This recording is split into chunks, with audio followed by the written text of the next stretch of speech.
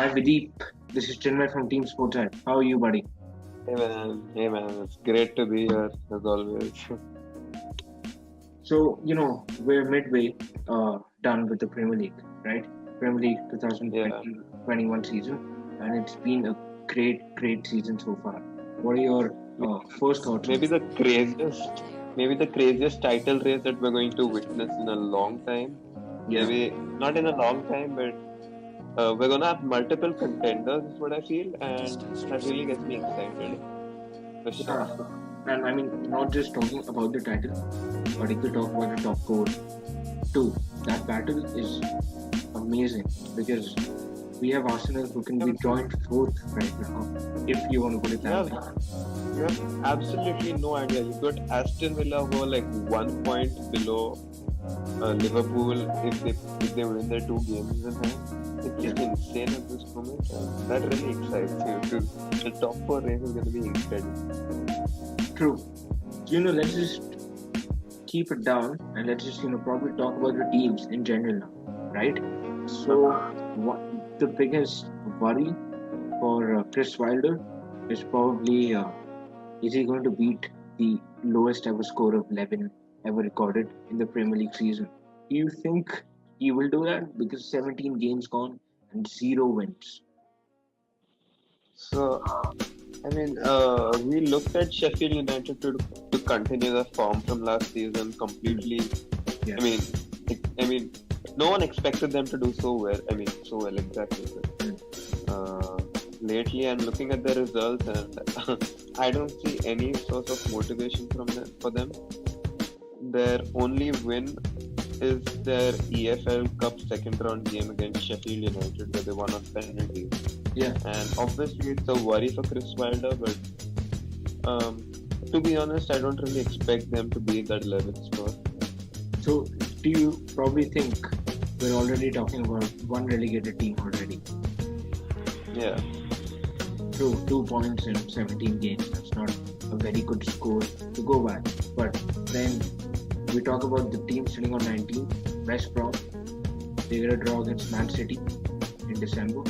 Next day, Slaven Village is sacked, and they get Big Salmon. And they haven't performed very well, but they do have a draw against the champions Liverpool. And they sit on 19th place, as I said, with 8 points. Do you think the road ahead is probably going to be kinder to them, or how do you rate their season? so after Big Sam came in, they got a big draw against Liverpool, but they conceded 9 after that without scoring at all. Yeah, Obviously, a big concern for Big Sam, but then looking at their next couple of fixtures against Wolves and West Ham, another two teams that they could get a point against. Wolves probably because they've been quite inconsistent. West Ham, I don't see them getting points. Against City, I don't think they're gonna get points either. So yeah, uh, West Brom probably another team that's gonna get relegated either way. true. That's a good point. But Sam Allardyce never been relegated, right? So let's see if he can probably keep that record intact Yeah, yeah. and quite a good race again. We have Fulham, who have 2 games in hand. If you haven't looked at it, they played 15 and they won 2, lost 8, but they drawn 5. The last 5 matches they've played, they have 4 draws and a loss. So maybe kind of an improvement for Scott Parker's side, probably. So Fulham started the season quite poorly, but then they've made a decent comeback to it, and they've looked like a team that's ready to perform. They've beat Leicester and drawn with Liverpool as a maybe highlighted fixtures. They've been quite good. I've been impressed by them. I think they're staying up. Yeah. Well, on 17th we have Brighton, who lost to Arsenal the first time they got beaten by Arsenal since 2017 in the Premier League, if I'm not wrong. Quite a record. But Yeah. again, they, like Fulham, they have 4 draws and 1 defeat in the last 5 games. They sit on 14. They sit on 14 points in 17 games. Do you think the road probably looks better for them ahead, or do you think you can see them falling down? Fulham's a kind of squad that can get their inconsistencies anytime around. So we can't really predict for Fulham, but then I still believe they're gonna stay up just because they've got Brighton and Burnley as their other two relegation candidates, Yeah. who I believe are much worse. Okay. That's a big statement, I would say. Let's talk about Palace, Newcastle, Burnley, and Brighton. Right? 4 teams. Palace started off the season quite well at Old Trafford in their second game week. That was quite a good game for them. And they and Newcastle, they couldn't be considered as relegation rivals, but it doesn't take long, not at least in this season, for a team to fall down. And now that we're talking about Burnley and Brighton, Burnley is still safe, but Brighton hanging just by the coattail, right? Yeah. So, how do you rate those 4 teams? Do you really think one of them could probably push it up, or try to make it into the top 10? I don't see any of the 4 teams getting into the top 10. Talking about Palace, Newcastle, Burnley, and Brighton definitely.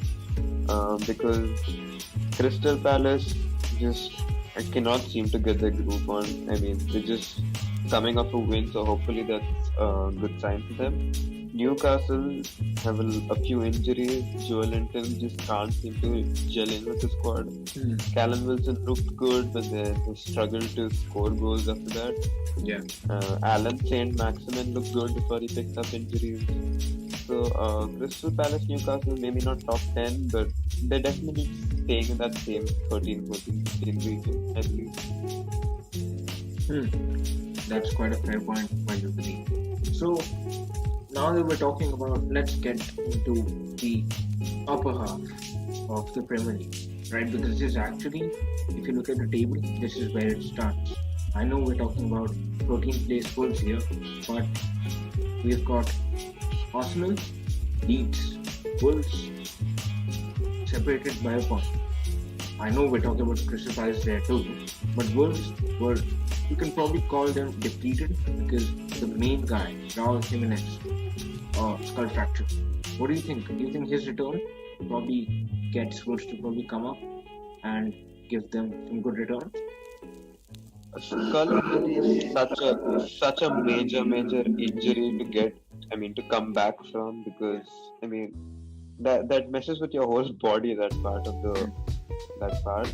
And I mean, I hope he gets Wolves back to their maybe consistent selves, but I wouldn't really count Raul Jimenez to make such a huge factor this season. Yeah. Because I think Daniel Podence is looking really good, and they have a nice team. They just need to find their consistency.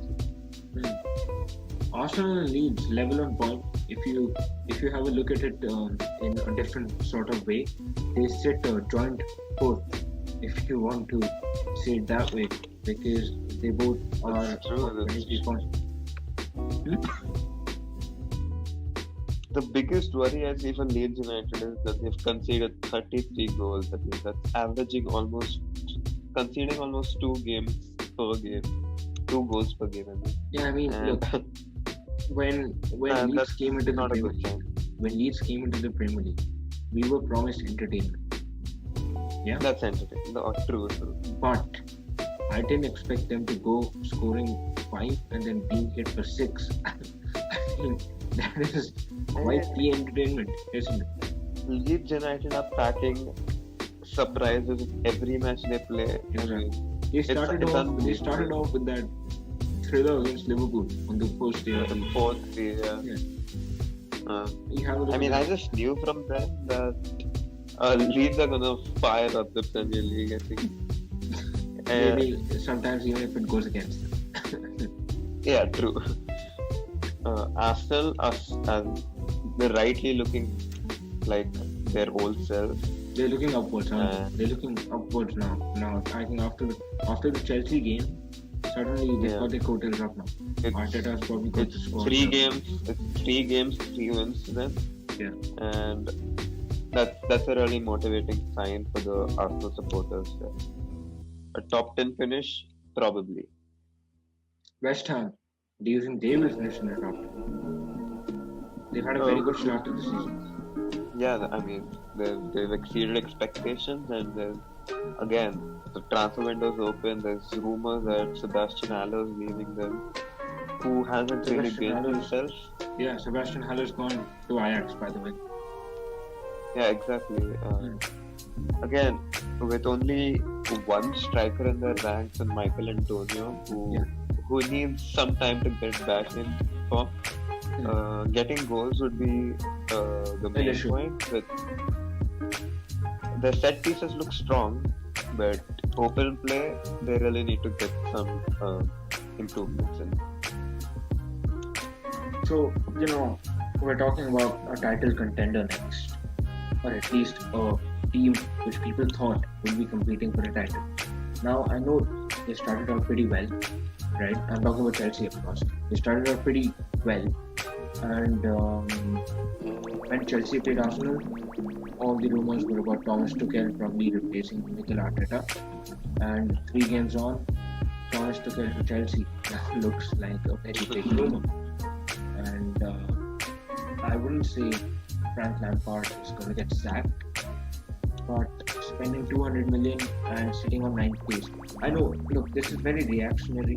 I understand. They're still on 26 points. So they're still close, right? And with the squad they have, they can get in the title race any point of time. But do you think the recent form they have, do you think it shows kind of the dip they might be suffering even more by the end of the season? Up until now, I think Frank Lampard was given the freedom to do whatever he wanted. But now, with rumors coming in that he might actually face the sack, is what's really going to push him forward. We saw against Man City, for the one goal that they got in that game late, was when Kai Havertz came in and then completely changed the game with that 4-2-3-1 formation. Yeah. And I think Lampard's got to get that formation getting in the team now, because 4-3-3 is just simply not working for them, and you have to get Kai Havertz and Timo Werner back in their environment to get them gearing up for it. Yeah, but he did spend a lot of that, so I think it is better for him if they do perform. And to be honest, they're Germany's brightest stars, and with the Euros coming, they would really have to perform to get their call up. Yeah, they would. And up with them now, they've got Aston Villa, who are on the same points as Chelsea, but Aston Villa have 2 games in hand. And another, I wouldn't say overachieving, but another surprising. Look, the word surprise, I wouldn't say surprise, because if you have a look at Everton's squad, it's a very good squad, right? But if you ask me in September, when they had the results going their way, when James was playing like a dream, all I thought was, I don't think they have the squad depth to probably push for a top 6 or a top 8. Maybe many would argue that they're staying up because of a VAR mistake, but the way they've just been amazing this season. I mean, look, they've got 12 points out of the last 15. So it isn't as if Carlo Ancelotti is showing signs of slowing down. They've had injuries and they've overcome them. Exactly. And Ross Barkley, John McGinn, El Ghazi, Konsa, their defense is really firing up. Their midfield is really good. Jack Grealish leading from the front. Yeah. And we've got Bertrand Traore and Ollie Watkins as the 2 strikers who have also chipped in whenever they've been asked to. Ollie Watkins turns up against the big clubs, doesn't he? He turned up against Liverpool, turned up against Arsenal, turns up at the big moments. And many questioned his transfer because coming up from the Sky Bet Championship is a really high move up, and he performed quite well, I believe. Yeah, and same goes with the likes of Dominic Calvert-Lewin and probably Richarlison, right? Because they've proved me wrong about the squad depth solution, right? Because again, as I said, We're only in January right now. But at least for the first 4 months of the season, they are still seventh. They are still uh, level on points with the likes of Tottenham and City. Now, of course, if they do have that game in hand, but Everton, Carlo Ancelotti is doing a good job. In their last 5 Premier League games, Everton have faced Chelsea, Leicester, and Arsenal. And they've They've beaten all three. Yeah, they've got 12 points out of the last 50. Speaks for something, right? I mean, exactly. I mean, sure, maybe Dominic Calvert-Lewin's fallen out of form for a while, but then it's only going to take so much to get him back there because of the quality around him. Yeah. And Everton too look like real contenders for top 4 right now. Yeah, true. Now that we're talking about the top 4 contenders, right? One team which really it has caught the eye of a lot of fans and one manager who burst out in tears after beating Klopp. Southampton. Wow. They've played like a club that's really shown intent to being up there, and it's shown because with their results so far, with the quality there is at Southampton, it's just unbelievable. And I'm really impressed with how the club's going. Yeah, well, of course, and away at Southampton isn't for everyone, right? Not all teams can go away to Southampton and win. Of course, Liverpool and City can't.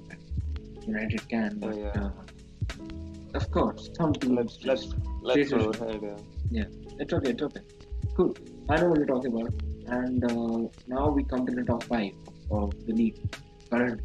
And if you ask me, that top 5: Liverpool, Man United, Leicester, Tottenham, City. I don't think there is going to be a change, is there? If there is one team who you think who could probably fall out of those 5, which team will it be? Leicester probably? Can I tell you that top 5 looks scary for a second? It does. And then continue on to say. So I'd say Liverpool would go in as champions. United and City coming in close second and third, and Tottenham will be fourth. I'd say Leicester and Aston Villa to go in for the Europa League spots. Do you really think Liverpool can sustain a title challenge from the others and can probably go on and win the title? Look, I understand Liverpool, great club. They're grinding out results. Okay, they're grinding out results for the last 2 seasons. They finished on 97 points. Amazing. Last season, amazing. They went on and ran away with the league. No one could do anything about it. But the injuries this season. So, exactly. We're in the transfer window. You better get a defensive signing in. Who's coming in? Who do you think Liverpool will sign? David Alaba looks like a real possibility, and he does. For a short-term signing. Fabrizio Romano said that he's very close to Real right now. So that's a big blow for Liverpool. Obviously, I thought Thiago could probably get a good call to Alaba and probably get him here, but doesn't look like the case. At this point, basically any centre back who will succumb to their short-term needs should be signed. Come on. We're talking about reality. Yeah. But a real title challenge, right?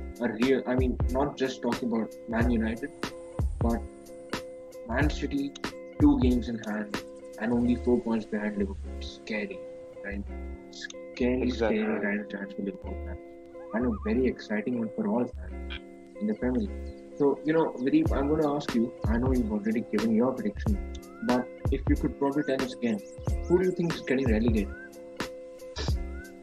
I'm telling you that Brighton is going down along with West Brom and Sheffield United. Sheffield finishing last. Yeah. Okay.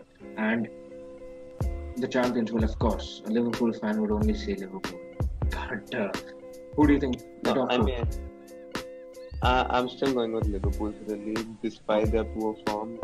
Yeah. Klopp has a tendency to, No, no. raise morale. Yeah. And I think we'll get a with good picture of what might happen on the 17th of after Jan. the double game week. Yeah, and after 17th of Jan when United play Liverpool, because United. That's gonna be a real game. Because if I have a look at all of the title challengers, if you're talking about Leicester, you're talking about City, Tottenham, even Chelsea, whoever you want to count in, United is the only team which hasn't faced Liverpool yet. True. Yeah. So if Ole can put in some kind of performance at Anfield, maybe Then there is a title challenge. If not, maybe then United. again, but we saw last season when Liverpool were on top for the new year, and then they just gave it away to City. That's a real possibility once again, but this time with the other Manchester club. And with City too, you can never count City out. You can never count City out. Exactly, yeah. Because the way they played in the AFL Cup semi-final and against Chelsea, you can call them depleted, but they're destroying teams. Right? You can call them depleted. City are looking up again even without a striker. They got their tails up. Yeah, exactly. Yeah. Well, if you ask me, I predict for United title. I think United might go for the title, but honestly, being optimistic, okay, that's one. I think Liverpool, City have a good title challenge. I hope United, but I don't think it's the case this time. Top 4, I think Liverpool, United, City. Fight between Tottenham and Chelsea, I feel. And relegation, I have a Sheffield going down, West Brom going down. I have a feeling that Fulham go down too.